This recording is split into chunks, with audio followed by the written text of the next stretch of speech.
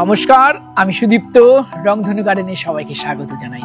আমরা যারা ছাদে ফলের গাছ করছি তারা অবশ্যই আম গাছ, লেবু গাছ, জামরুল গাছ এইগুলোর সাথে সাথে পেয়ারা গাছ একটা অবশ্যই রাখার চেষ্টা করছি। আর মার্কেটে পেয়ারার ভ্যারাইটি বর্তমানে প্রচুর রয়েছে। Taiwan pink, golden 8, red diamond, L49, Baruipur Khaja, আরও আটরাম সাটরাম প্রচুর এটা ওটা নাম দিয়ে মার্কেটে পেয়ারার ভ্যারাইটি বহু রয়েছে। এর মধ্যে ছাদ বাগানে কোন ভ্যারাইটিটা ভালো হবে, খুব সহজে ছাদ বাগানে কোনটা ভালো হবে, যে কোনটা খেতে ভালো হবে, কোনটা ফলনে ভালো হবে, এই নিয়ে নানান প্রশ্ন আমাদের মধ্যে রয়েছে। আর চারা বিক্রি করার জন্য মানুষকে কনফিউজ করার লোকের অভাব নেই। আজকের প্রতিবেদনে আমরা এমন একটি জাতের কথা আপনাদেরকে বলবো যে জাতটা ছাদ বাগানে অবশ্যই সাকসেসফুল ভাবে আপনারা করতে পারবেন, যার ফলন খুব ভালো, যেটা খুব সহজে হবে, রোগ পোকার আক্রমণ কম, ফ্রুট ফ্লাইয়ের সমস্যা কম, যেটা ডোয়া প্রকৃতির এবং যে ভ্যারাইটিটা খেতে ভালো, সিড কম।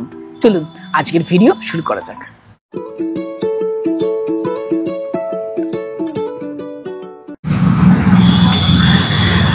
ছাদ বাগানে ফলের গাছ করতে হলে কোন বিষয়গুলো আমরা দেখব? সবার আগে যেটা দেখব, গাছটা খাটো প্রকৃতির হচ্ছে কিনা।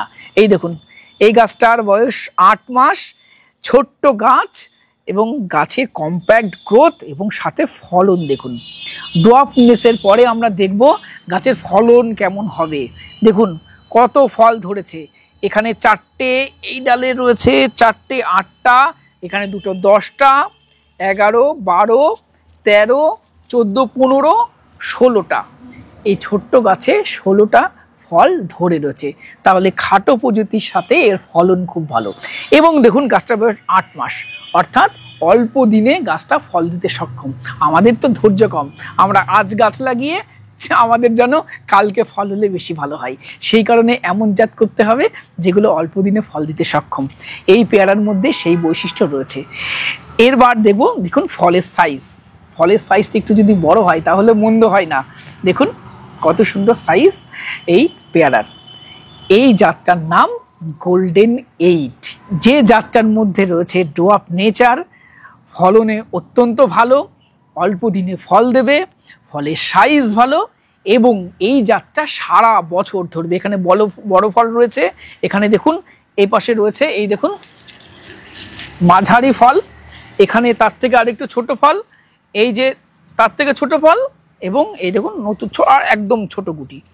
এই জাতটা বর্ষাকালে যেমন প্রচুর ফল দেয়, এর বিশেষত্ব এ শীতকালেও প্রচুর ফল দেয় এবং শীতকালে ফলের কোয়ালিটি আরও ভালো হয়, অর্থাৎ শীতকালে এই ফলের টেস্ট আরও ভালো হবে। বর্ষাকালে অতিরিক্ত বৃষ্টির কারণে অন্যান্য পেয়ারার মতো এই জাতের পেয়ারার মিষ্টতা একটু কম হয়। এই জাতটা ছাদ বাগানে অত্যন্ত সুন্দর হবে। আপনারা অবশ্যই ছাদ বাগানে এই গোল্ডেন 8 জাতটা করতে পারেন। এর সাথে আমি আর একটা জাতের কথা বলবো যেটা ছাদ বাগানে সাকসেস হবে, সেটা হলো তাইওয়ান পিঙ্ক। ফলন, রোগ পোকার আক্রমণ কম এবং টেস্ট ভালো, এই 3টে দিক যদি আপনি দেখেন তাহলে বলবো ছাদ বাগানের সব থেকে সেরা 2টো ভ্যারাইটি, একটা গোল্ডেন 8, দ্বিতীয়টা তাইওয়ান পিঙ্ক। এই গাছগুলো থেকেও খেতে ভালো টেস্ট অবশ্যই অন্যান্য পেয়ারা কয়েকটা রয়েছে। রেড ডায়মন্ড খেতে খুব ভালো, ব্ল্যাক ডায়মন্ড খেতে খুব ভালো, কিন্তু রেড ডায়মন্ডের ফলনে আমি খুব হতাশ। এটা ছাদ বাগানে সারা বছর খুব ভালো হচ্ছে না, অতিরিক্ত গরম পড়লে রেড ডায়মন্ডে ফলন কম, আর ব্ল্যাক ডায়মন্ডের ফলন কিন্তু আহামরি খুব বেশি নয়, তবে পেয়ারার স্বাদ দারুণ, এক্সেলেন্ট কোয়ালিটির পেয়ারা ব্ল্যাক ডায়মন্ড আর রেড ডায়মন্ড খেতে খুব ভালো। কিন্তু ফলনের দিক থেকে বলবো গোল্ডেন 8 আর তাইওয়ান পিঙ্ক ভালো। চলুন এইবার গাছ এই যে ফলগুলো এগুলো হারভেস্ট আমরা করে নিই, না হলে এই ডালটা অলরেডি ভেঙে যাবে। আমরা এই ফলগুলো পেরে নিচ্ছি। এই ডালগুলো বলছে একটুখানি বাঁচলাম, এত ফলের পরে দেখুন ঝুঁকে গেছিল, যেই ফল পারলাম ডালগুলো উপরের দিকে উঠতে শুরু করলো। আর এই জাতটার একটা বৈশিষ্ট্য, এই ফলন নেওয়ার পরে এই যে ডাল বেরিয়েছে এটাকে আমাদের এরকমভাবে প্রুনিং করে দিতে হবে বা এরকমভাবে ছাঁটতে হবে। ছাঁটলেই কি হবে, এই ডালকে আমি ভাঙলাম, এই ডাল থেকে নতুন দুটো ডাল বেরোবে এবং সেই ডালে অবশ্যই নতুন করে পেয়ারা আমাদের ফলবে। আর একটা জিনিস বলি, গোল্ডেন 8 এই পেয়ারাটার শীতকালে ফলন নিতে হবে এবং যারা কমার্শিয়ালভাবে গোল্ডেন 8 করছেন তারা সারা বছর দয়া করে ফল নেবেন না, তাহলে লাভ করা যাবে না। একটু বুদ্ধি দিয়ে চাষ করতে হবে।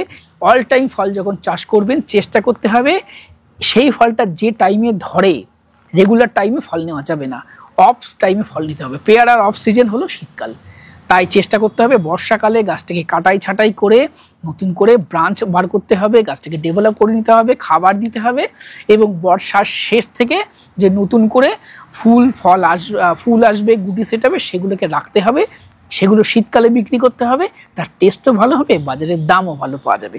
এবার চলুন একটা পেয়ারা আমরা কাটি। এটা হলো গোল্ডেন 8। এই গোল্ডেন 8টাকে আমরা কাটবো।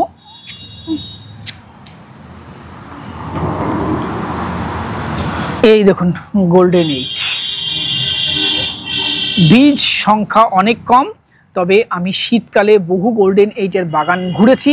আমি দেখেছি শীতকালে গোল্ডেন 8-এর মধ্যে বীজের সংখ্যা আরও কম থাকে। আমার আগের ভিডিওগুলো দেখলে বুঝতে পারবেন, আমি আগেও গোল্ডেন 8 কেটে আপনাদেরকে দেখিয়েছি। আমি দেখতে পাচ্ছি এটা বর্ষাকালের গোল্ডেন 8, এর বীজের সংখ্যা শীতকালের তুলনায় আমার মনে হচ্ছে একটু বেশি। এবার চলুন টেস্ট করি, টেস্ট দেখি শীতকালের মতো আছে কিনা।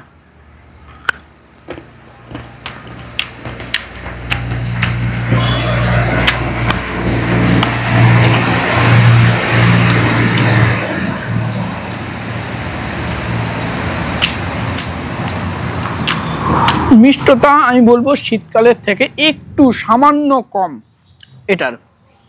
টবে এই গাছটা রয়েছে টবে, এটা টবে তো নয়, গ্রো ব্যাগে, মাটিতে নেই।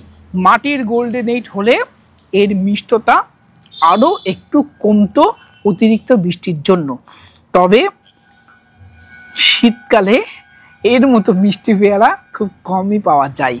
যদি আপনি বর্ষাকালের পেয়ারার কম্পেয়ার করেন, গোল্ডেন 8-এর তুলনায় বর্ষাকালে বারুইপুর এবং L49-এর স্বাদ ভালো, কিন্তু যদি শীতকালে কম্পেয়ার করেন তাহলে বলবো বারুইপুর বলুন, আপনি L49 বলুন আর তাইওয়ান পিঙ্ক বলুন, সবার থেকে গোল্ডেন 8-এর মিষ্টতা বেশি হয়। এটা অবশ্যই ছাদ বাগান উপযোগী একটি ভ্যারাইটি দর্শক বন্ধুরা, এর ফলন ভালো, খেতে ভালো। এটা অবশ্যই ছাদ বাগানে আপনারা করুন। আর ছাদ বাগানে যদি একটি পেয়ারার জাত লাগাতে চান সেটা অবশ্যই গোল্ডেন 8-ই হোক। আর কমার্শিয়ালভাবে যদি কেউ পেয়ারার বাগান করতে চান আমি বলবো অবশ্যই সেটাও গোল্ডেন 8 অবশ্যই করতে পারেন এবং সাথে কিছু তাইওয়ান পিঙ্ক এই ভ্যারাইটিও লাগাতে পারেন। দর্শক বন্ধুরা, আজকের ভিডিও আমরা এখানে শেষ করছি। আজকের এই ছোট্ট ভিডিও আপনাদের কেমন লাগলো কমেন্ট বক্সে লিখে জানাবেন। ভিডিওটি ভালো লাগলে একটি লাইক করবেন, নতুন হলে চ্যানেলটি সাবস্ক্রাইব করে রংধনু গার্ডেনের সাথে থাকবেন। নমস্কার।